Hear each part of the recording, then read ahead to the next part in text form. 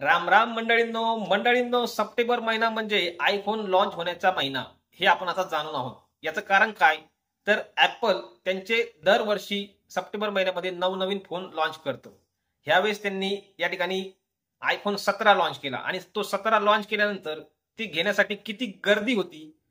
महाप्रचंड प्रमाणात गर्दी असून या ठिकाणी लोकांनी कोणी फायनान्सवरती घेतला, कोणी त्याला रात्रभर नंबर लावून तिथं दुकानासमोर उभा राहून तो फोन घेतला. 30,000चा फोन 1.5 लाखावरती गेला. 2010 मध्ये 30,000 मिळणारा आयफोन आज 2025 मध्ये 1.5 लाखावरती मिळतोय. तरी देखील त्याची एवढी क्रेज का आहे, का इतका महाग फोन लोक घेत आहेत मित्रांनो? तर त्या ऍपलच्या आयफोनची जी टेक्नॉलॉजी आहे ती तर हायर लेवलचीच आहे.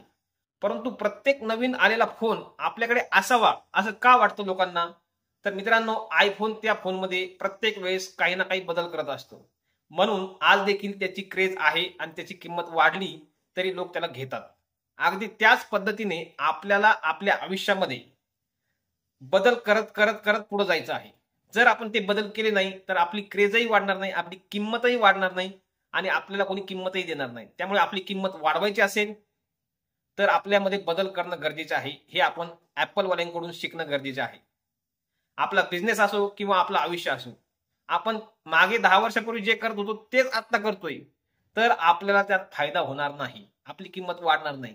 त्यासाठी आपल्याला काय करावं लागेल, आपल्या बिझनेसमध्ये असेल आपल्यामध्ये असेल बदल करावा लागेल, तरच आपली प्रगती शक्य आहे हे लक्षात घ्या. तर ऍपलकडून हे शिकण्यासारखं आहे हे नक्की. तर तुम्हाला याबाबत काय वाटतं? तुम्ही तुमच्यामध्ये कोणता या ठिकाणी बदल करणार आहात हे कमेंट करून नक्की सांगा. तसेच आपल्या चॅनलला सबस्क्राईब करायला विसरू नका आणि आपल्या फेसबुक पेजला फॉलो करायला विसरू नका. धन्यवाद.